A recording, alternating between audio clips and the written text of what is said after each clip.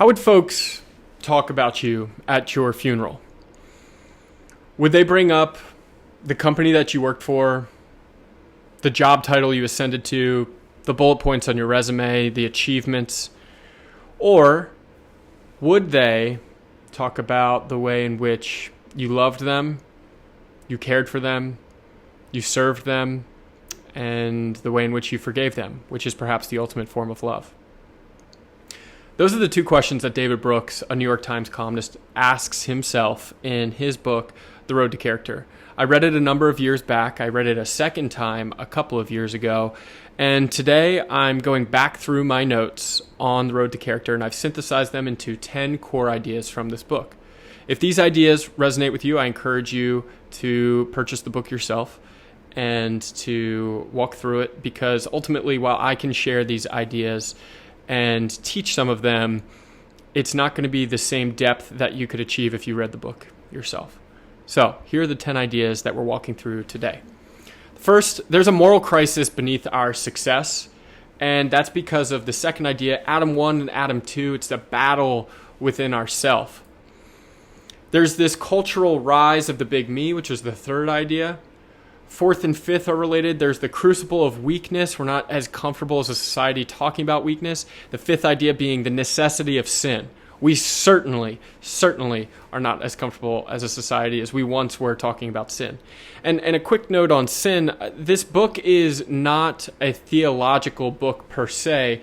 Brooks does come from a Judeo-Christian background. He's raised Jewish. His wife is Christian. He's engaging with more Christian ideas. And he battles some of that out in this book and in his second book, The Second Mountain, which I'll probably feature on this channel as well. But you don't need to come from a Judeo-Christian background to understand the point he is making about sin. You certainly don't need to have faith to engage with these ideas, although it is core to the idea of this book that Brooks wants us to pursue things that transcend the self and our life here on earth, and faith and a faith framework is certainly a way in which we can do that and can achieve that. Number 6, humility, the soil of character. This is how we start to form our character. 7, vocation. Is there a call beyond the self in which we can engage with others in our community? Number 8, love. That's the education, the moral education of the heart. Number 9, joy. That's the reward. That's what we're working towards. Why do you care about this video? Why do you care about what Brooks has to say? It's because we're working towards joy. And that gets increasingly important because you have to deny yourself your desires on the surface. And why should you do that? Things are flashy. Things are fun. I want to go pursue that job title. I want to go pursue that income. And success isn't inherently bad in that regard in career or monetarily. But if it's at the expense of joy, the quiet reward that we're working towards, then Brooks is going to argue here that's a bad trade. You're making a bad trade. And finally, okay, now we know what we're working towards. How are we going to continue to form our character? So I'll be walking through these ideas and sharing quotes from Brooks himself and sharing key takeaways as well. All right, the moral crisis beneath our success. We're living in a society that prioritizes career achievement over moral depth. That is all around us. It's kind of the LinkedIn culture when somebody makes that update. It's resume-based culture, but it's new. It's modern. It's not how things were in previous eras of society. And beneath the surface of outward success, people feel adrift. They feel like they're floating. We're incredibly skilled as a people at career planning. It certainly was the focus of a lot of our college educations. If you've graduated in the past, I'd say the past couple of years or even the past 20, 30 years, I'd say in about like the 90s, the 80s, there's a transition more towards I'm going to not get an education to develop my character, but I'm going to get an education so I can get a job. I don't think it's a coincidence that the rise in the cost of higher education coincides with this. We look at our education, the price tag goes up. We want to see ROI on that. But how do you measure the ROI of your morality? And is that still important in society today? Now you mix in some additional things like the rise of social media. This is where we get into ideas from the author and social psychologist Jonathan Haidt, based out of NYU. And you can start to see how we got here today. On what Brooks is saying is that we are chasing after resume virtues and not eulogy virtues. We're focused on what we can build, what we can do. And when I say we, I mean the individual, actually, what I can do, what I can build, rather than who can we become, both individually and collectively. And perhaps more importantly, moving towards this sense of being a part of something bigger than yourself. Here's Brooks, and I quote, "The resume virtues are the ones you list on your resume, the skills that you bring to the job market and that contribute to external success. The eulogy virtues are deeper. They're the virtues that get talked about at your funeral, the ones that exist at the core of your being. Whether you're kind, brave, honest, or faithful, what kind of relationships you formed." Now Brooks is going to transition to a bit about education, which I alluded to. Quote, "Our education system is certainly oriented around the resume virtues more than the eulogy ones. Public conversation is too. The self-help tips in magazines, the nonfiction bestsellers. Most of us have clearer strategies for how to achieve career success than we do for how to develop a profound character."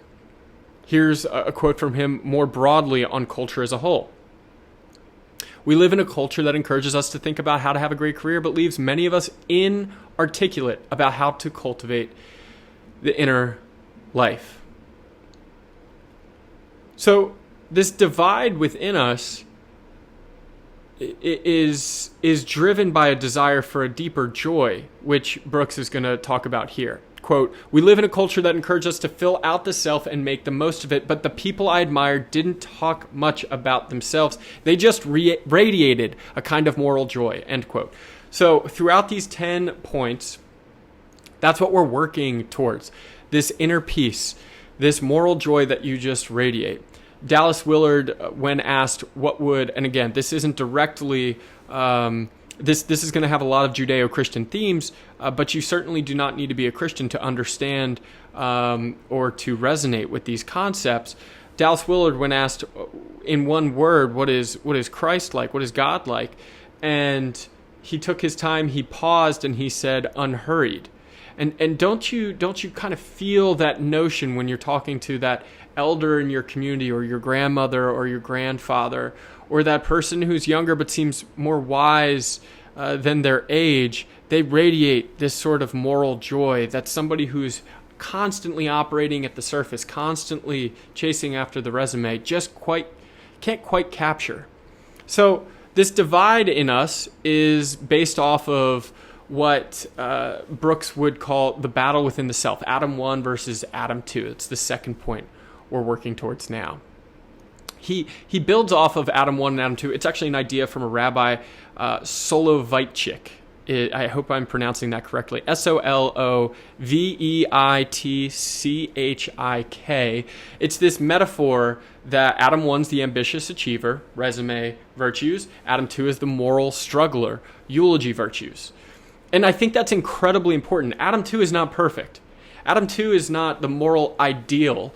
Adam 2 is the moral struggler, constantly battling. This is a road to character. It's in the name. It's certainly not a destination. Our culture today celebrates Adam 1. The soul longs to grow towards Adam 2. And to live wisely, we have to confront the tension between these two selves and decide, which are we going to feed? Adam 1 or Adam 2? Let's go to a Brooks quote here.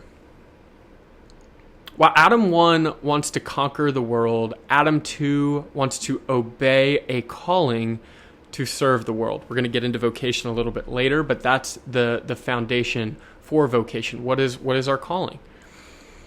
Quote, while Adam 1 is creative and savors his own accomplishments, Adam 2 sometimes renounces worldly success and status for the sake of some sacred purpose, end quote.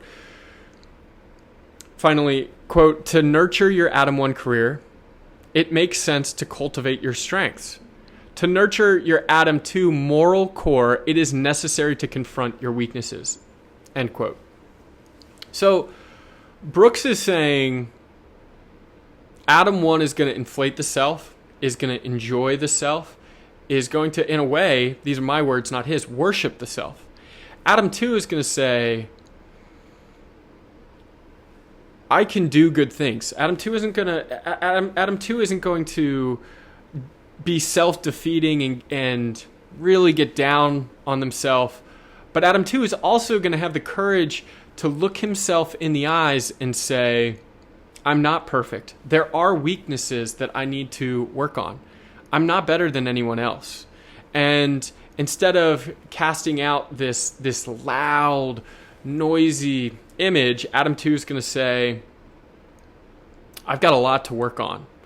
And it's not out here, it's here. But how did we end up building a culture that so heavily favors Adam 1 and not Adam 2? I alluded to it before, but this is a new and modern idea. The moral pursuit of self has historically been, throughout history, what we all engage in. And now we can't even articulate that we want to be on this quest towards a more moral self. So how did we get here? This is what Brooks calls the rise of the big me, which is our third idea.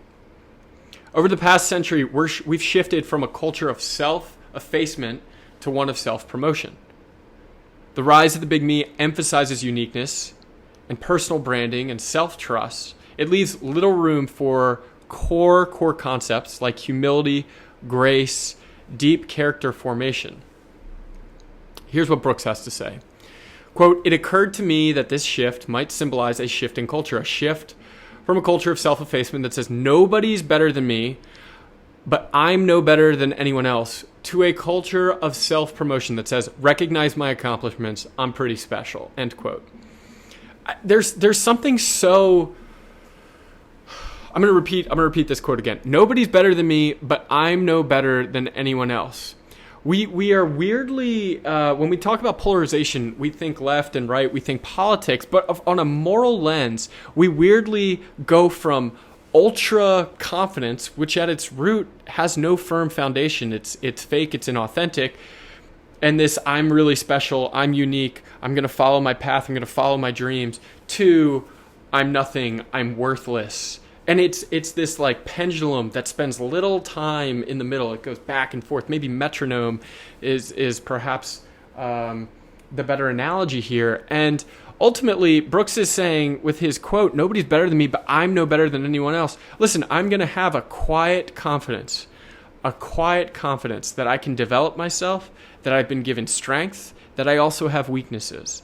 And by having that quiet confidence, I can pursue both. And I fear that today's culture, the rise of what Brooks calls the big me, completely ignores weaknesses.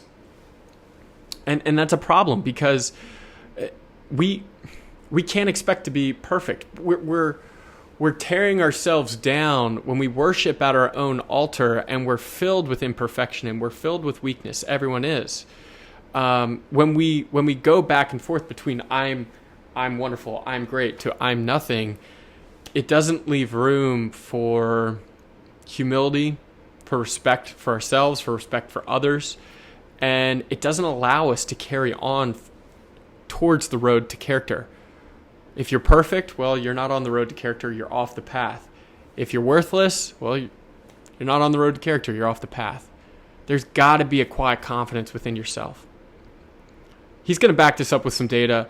Quote, psychologists have a thing called the narcissism test. The medium narcissism score has risen 30% in the last 2 decades. 93% of young people score higher than the middle score just 20 years ago. So not only is it rising as a society, but our young people, our emerging generation, increasingly exposed to things like social media, are leaning into the big me. This is not something that's going away. It's certainly not something that's plateauing. It is rising.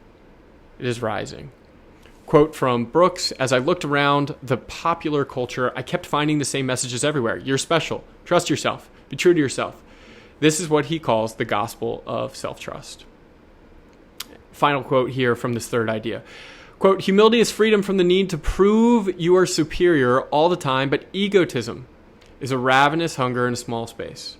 Self-concerned, competitive, and distinction hungry, end quote. So if ego and performance can't deliver the deep satisfaction, the peace, the joy that we're looking for, what can? Well, unfortunately, or fortunately for you because you're listening to it, the answer is in an uncomfortable place. It's struggle, failure, it's moral confrontation, and that is what the culture of the big me is missing. Moral confrontation. In a way that is loving, in a way that where you can accept forgiveness for your faults, not in a way that ignores your faults. Moving on to idea number 4 here, this is the crucible of weakness. Character is not built by affirming strengths. Yes, we should affirm strengths. Yes, we should identify what we're good at, but we need to also confront our flaws. The value of humility in the suffering, in the failure, in the moral crisis is the place where transformation begins. Now we're talking about depth. You can add immense great value based on your strengths, and you should. You shouldn't discount your strengths. But you should have the courage to confront yourself. Here's what Brooks has to say. Quote, by successfully confronting sin and weakness, we have the chance to play our role in a great moral drama. Let's just stop there for a second. I think there's this notion that when you pursue the ambitious, superficial self, you're going on this wonderful, great adventure. And if you choose not to go on that adventure, if you choose not to pursue what is superficial, you're not going on an adventure. You're not going on a quest. Brooks says, no. The adventure is the moral quest. This is a great moral drama. This is a battle day in and day out where, quote, we can shoot for something higher than happiness, end quote. Happiness is you taking out debt to buy the car because you're looking at your neighbor who just got the new car and the car is really cool for 2 weeks. And then you're back to baseline.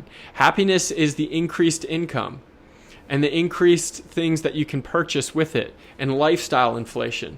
And it was great, but suddenly you got $20,000 more in your bank account, but because your lifestyle is inflated and you're chasing happiness, you're now paycheck to paycheck, just like you were before. What happened to the income? How did it happen? The pursuit of happiness is something our founding fathers put in our original documents saying everyone has a right to pursue this. Brooks is saying it's not found in the superficial. And it's not found in passivity. This is an extension of what Brooks is saying. Now I'm going on here. I wrote a paper about how social media is having an impact on our mental health. And through upward social comparison, that is the mediator, through upward social comparison, we're looking at people, we're consuming content of people at our peer level, and we're saying we should be doing what they're doing. We should be pursuing the success that they're pursuing. And we try to mimic it. Now we're getting into some Girardian thought. And it doesn't lead us to joy. It leads us to pursuing things and we don't even know why. Here's what Brooks has to say. Example is the best teacher. This is what Girard would call a model. When we look around at our neighbor who got that car, we're modeling our behavior off of them. Brooks says, moral improvement occurs most reliably when the heart is warmed, when we come into contact with people we admire and love, and we consciously and unconsciously bend our lives to mimic theirs, end quote. I don't know if Brooks is familiar at the time of writing with René Girard and mimetic theory, but Girard is saying, effectively, our desires are not our own. We are chasing after the desires of the people around us. This is the concept of the 5 closest people around us are going to influence us. And ultimately, Brooks is intersecting with this idea right away. He's saying example is the best teacher. That's what Girard would call a model. Unconsciously, we bend our lives to mimic theirs. This is mimetic theory. So this is a really, really wonderful wonderful convergence of ideas. And this book right here is Wanting by Luke Burgess. I have it open on my desk. I just finished it, and you could probably expect that I'll be chatting about it on this channel as well. But here's the idea I want to connect. Social media scrolling is passive. It's not out in the world. It's atomized. It's individualized. It's on a screen. It's here. For all of human history, we have been active. There is no passive entertainment and screens right here. To engage in the world is to be out in the world. And passivity here and the lack of action can lead us to believe that what we see here, what we see on the screen, this is what influences us the most. These are our models. These are our examples. And these are my words, not Brooks, but how could we possibly uncover meaningful, deep, rich joy from short form content that we're constantly swiping through? Mimesis is not bad, but if we're mimicking that which is around us in this current culture, we're moving fast, we're moving superficially, we're chasing happiness.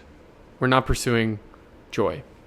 Here's Brooks. You can't build rich Adam 2 life simply by reading sermons or following abstract rules, end quote. He's saying you need to be in the world, you need to be acting. So sermons and abstract rules, I mean, that's longer form content, right? That's a 40-minute sermon. That's reading pages and pages of scripture.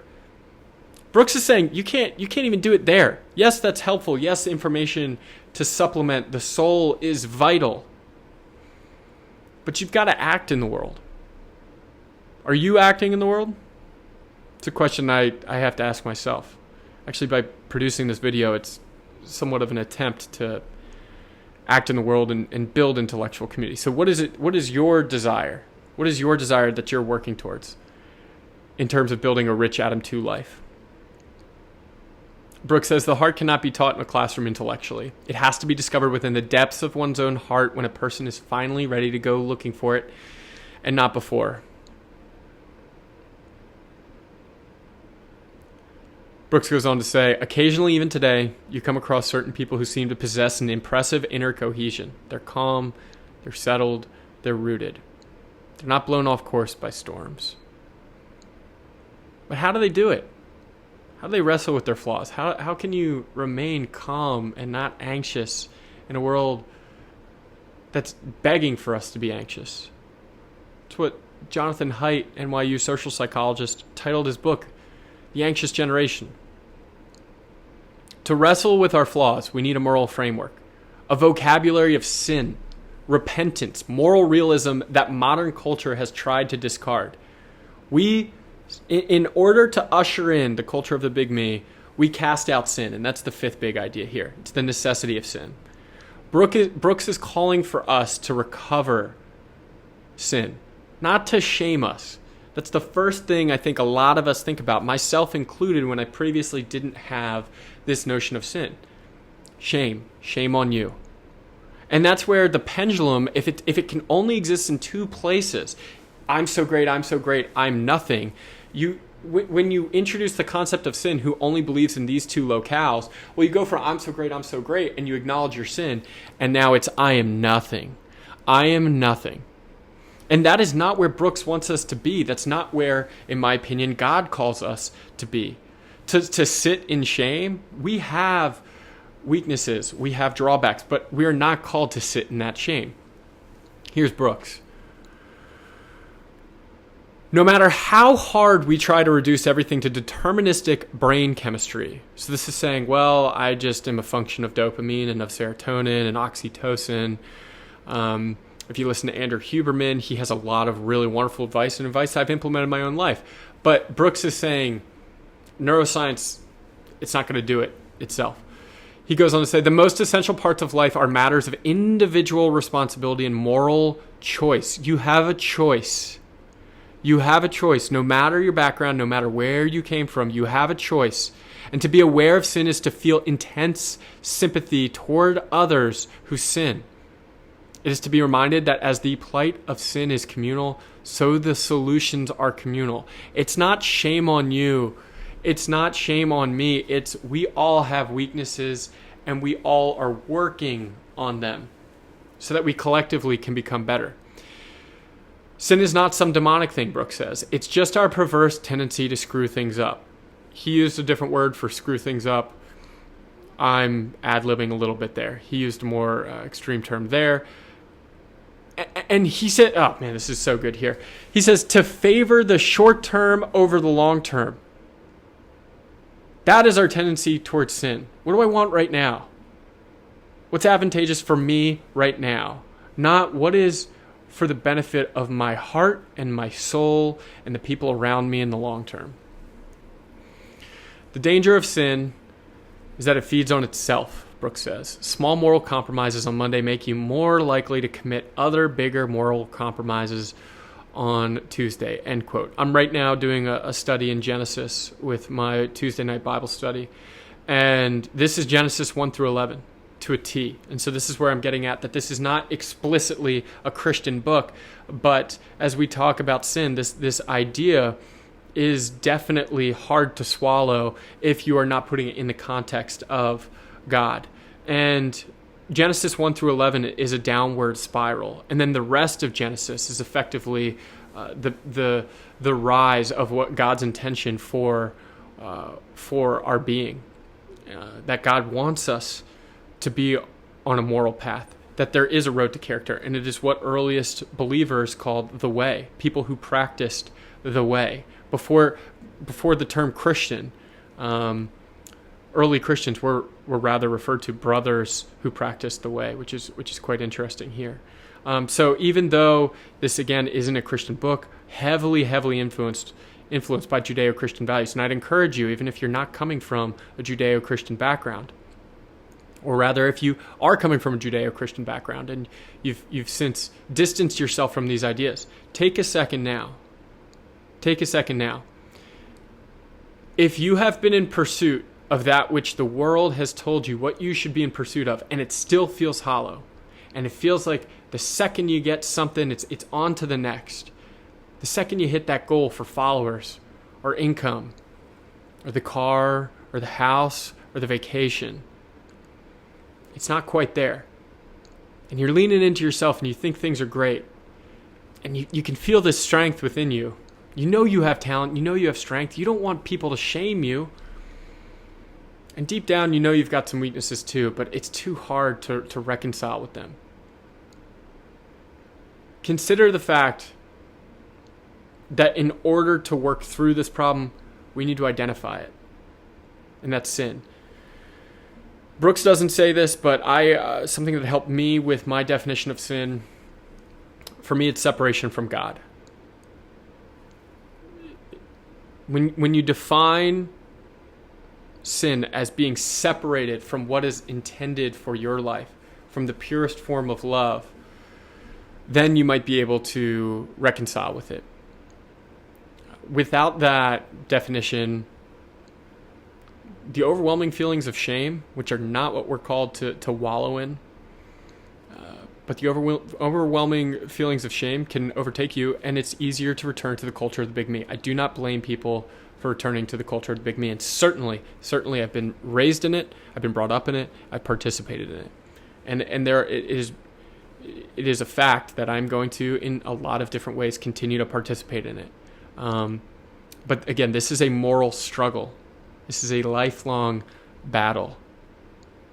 It's not like we're going to each become perfect by the end of this video. Number 6. All right, we've identified sin. Let's not just sit there. What do we need to work towards? It's humility. Humility is the soil of character. It's not low self-esteem. It's self-awareness. You got to know your limits and your place in the moral universe. For Brooks, humility is the foundation on which character is slowly built. It's through love, through sacrifice, through discipline. Here's Brooks.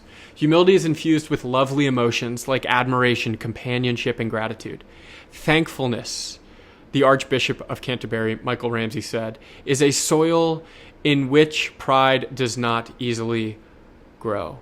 Thankfulness is a soil in which pride does not easily grow, end quote.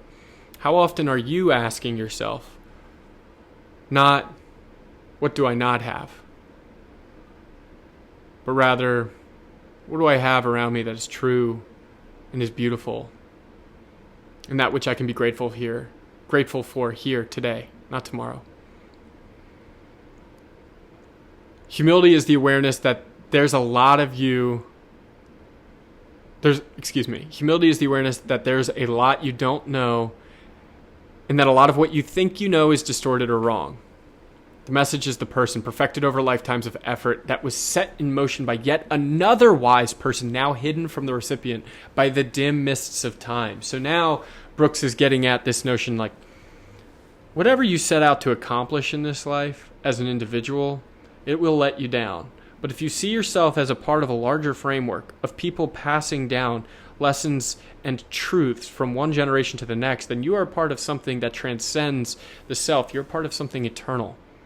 This moral struggle is the greatest quest you can go on. And it's one that people have been going on for centuries, for millennia. And it is one that people will continue to go on no matter how advanced of a civilization we will get. No matter how advanced, sin will still be present. No matter how advanced, our hearts will still yearn for joy. No matter how advanced, humility will still be the mechanism with which we can get to that joy, with which we can work through that sin. Quote, after a life of seeking balance, Adam 1 bows down before Adam 2. These are the people we are looking for. They radiate a sort of moral joy. They perform acts of sacrificial service with the same modest everyday spirit they would display if they were just getting the groceries.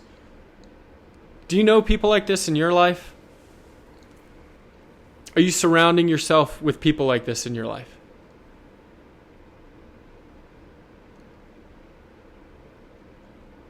Let's talk a little bit more practical now. If humility is the ground of character, right? Sin's the problem. We're having trouble confronting our weaknesses within the big me culture. Humility, the willingness to look at ourselves, not with shame, but with enough respect to confront ourselves, enough courage. Because it takes courage to confront ourselves. Now we're asking ourselves, well, what is the call beyond myself?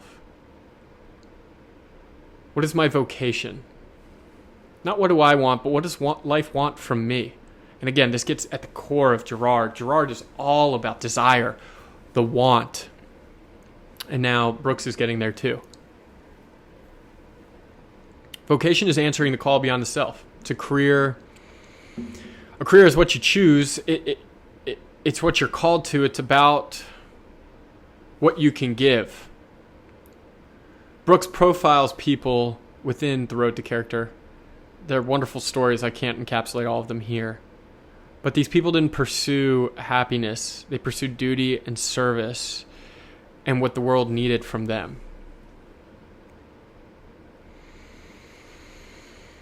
Here's some guiding questions. Your job is to figure certain things out. What does this environment need in order to be made whole? What is it that needs repair? What tasks are lying around waiting to be performed? End quote.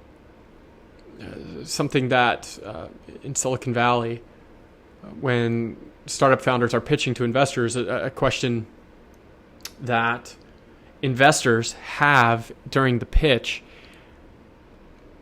is this a founder that if they were not working on this problem, the solution would not get built? In other words, is this their call? Man, is this something I've battled with? What is my call? And this is not a destination either. You want to talk about the road to character and it being a journey. This is something that is incredibly challenging to work through in the modern age. On the one hand, you have access to incredible information. The way in which I'm transmitting my voice to you currently is thanks to incredible technology. Unfortunately, that technology also has resulted in the highest volume of data ever accessible in the history of man.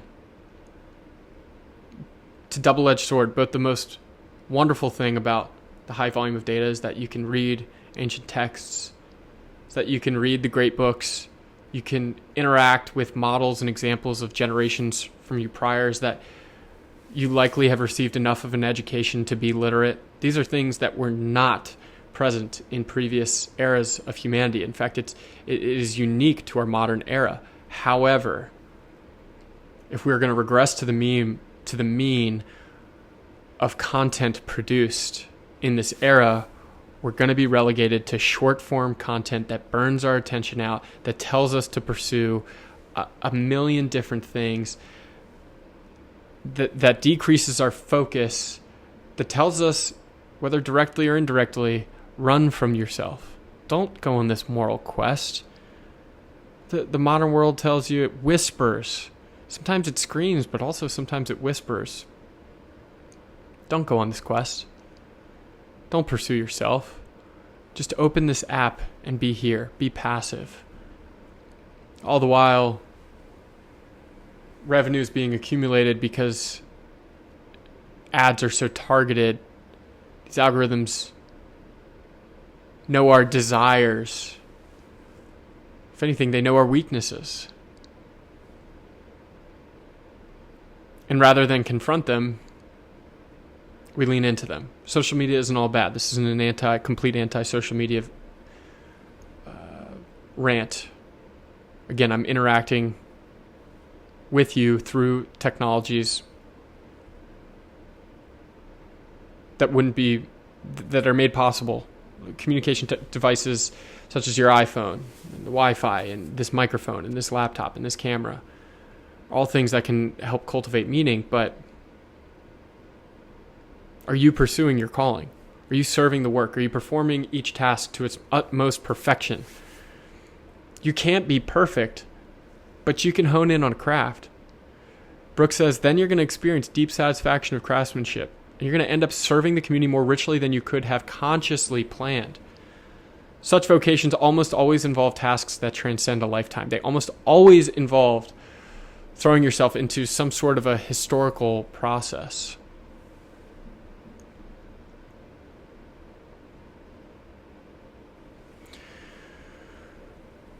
Brooks here is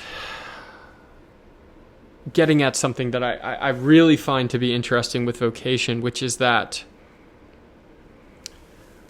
we can't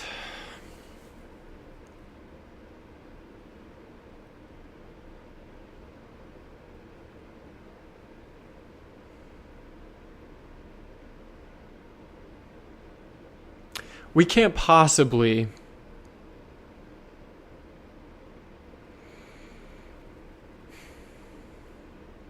plan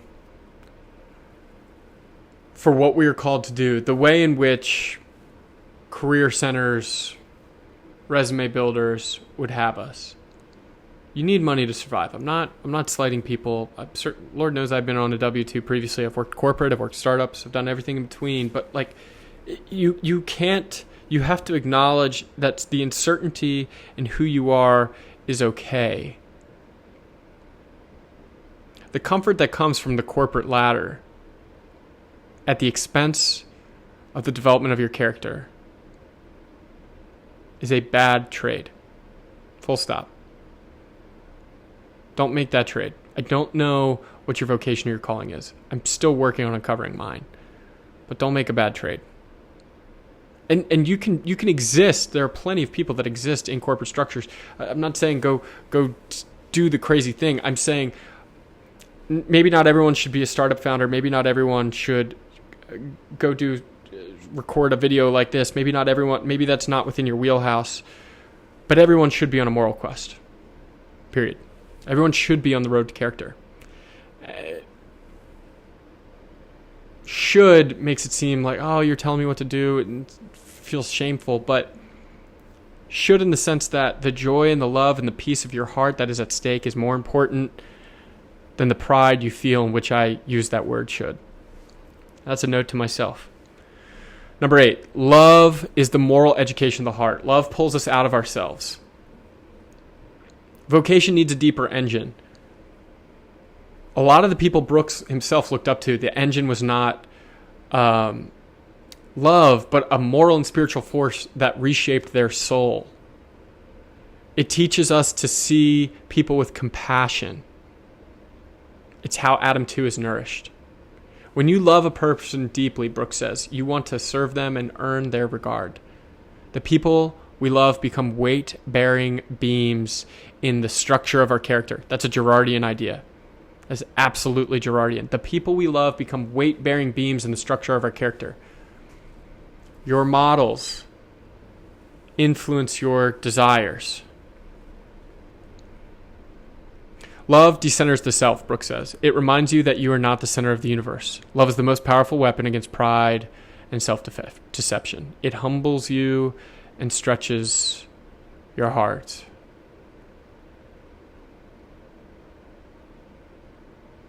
And it's hard. So why would you go after it? Why would you pursue a life of humility and vocation and love for the quiet reward of a given life, which is idea number 9, it's joy. Joy is not the same as happiness. It's not an achievement. It's what emerges when we forget ourselves in the service of something larger than ourselves. It's the byproduct of commitment. It's not the goal of it.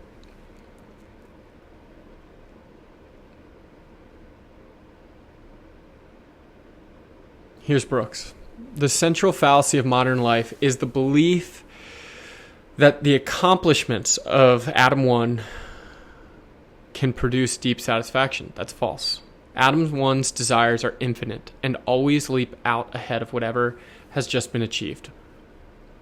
Adam 1's desires are infinite and always leap out ahead of whatever has just been achieved. The carrot is always getting pulled from you.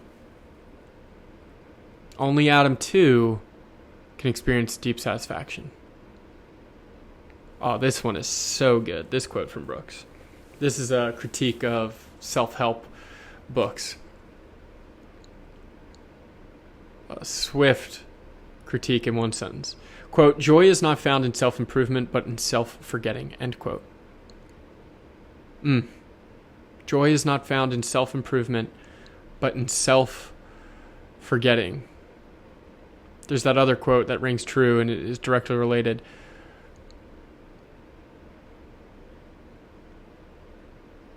It's not about thinking less of yourself, but thinking of yourself less. The culture of the big me wants you to think about yourself, always. But the culture of self-forgetting wants you to focus on this moral quest and your connection to those that came before you and your connection to those that come after you, those that you haven't even met, but they will be building on the foundation that you set, just as you built on the foundation that previous generations have set for you. Whether that's your bloodline, whether that is a number of coaches that influenced you, or teachers growing up, or people in your workplace today, the models around you that shaped you, and the fact that you have the ability to be a model for someone else.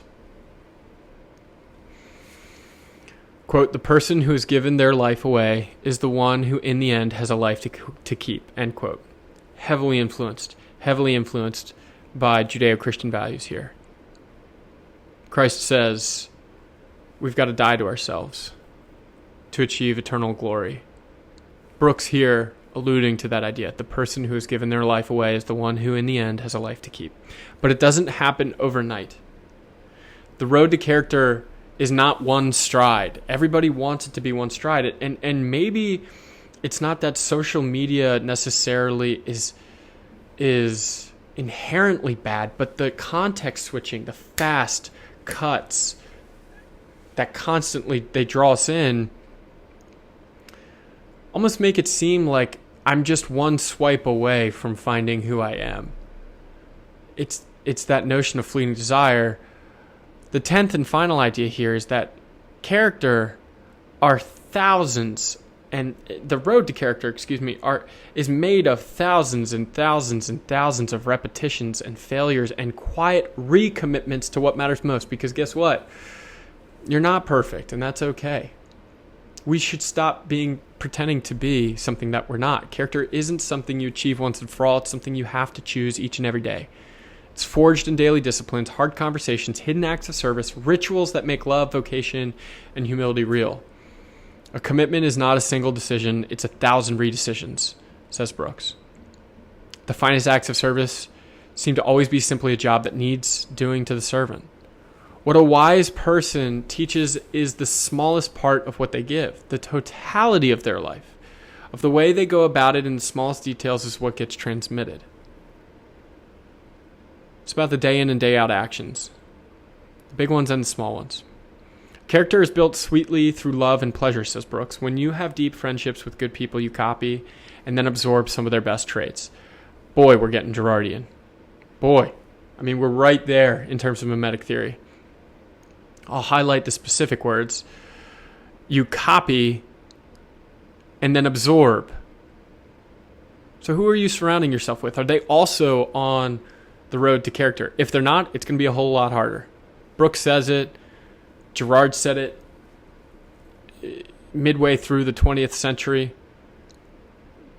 Increasingly, neuroscience is proving it through mirror neurons that we mimic what we see.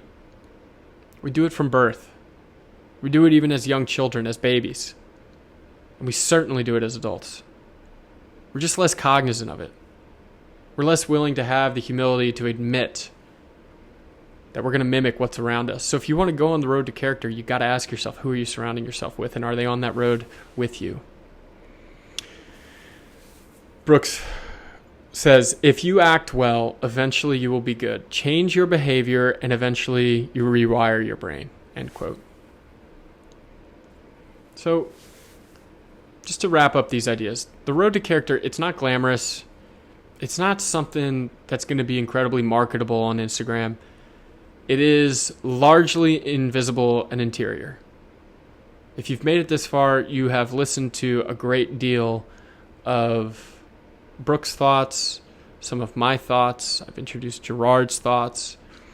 But whether it's Brooks or Girard or myself, whether you're consuming their work or mine, the work is not happening in the 45 minutes that you were just listening to this, or in the hours that you spend reading Brooks, or in the hours you spend reading Girard, but what happens outside of it, particularly when no one is looking. The road to character is the only road that leads to joy, to depth, and to peace. It is the greatest moral quest you can go on. Period.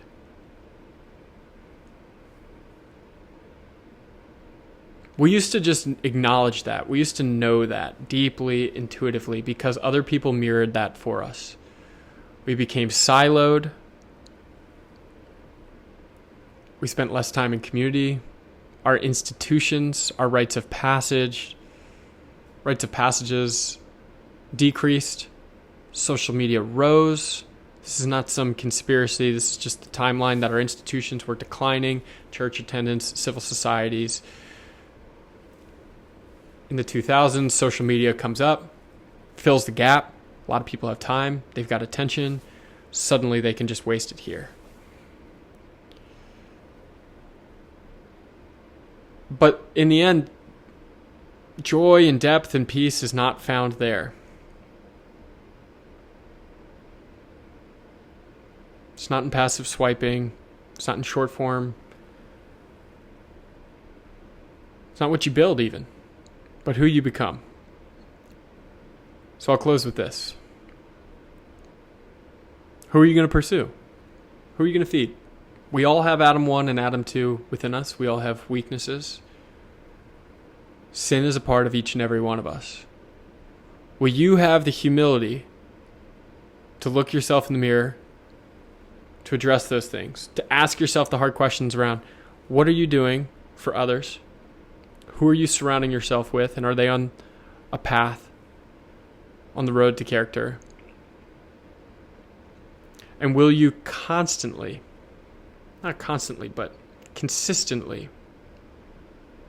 recommit to the road when you inevitably fall off it? That's all I've got. Thanks so much for taking the time to listen.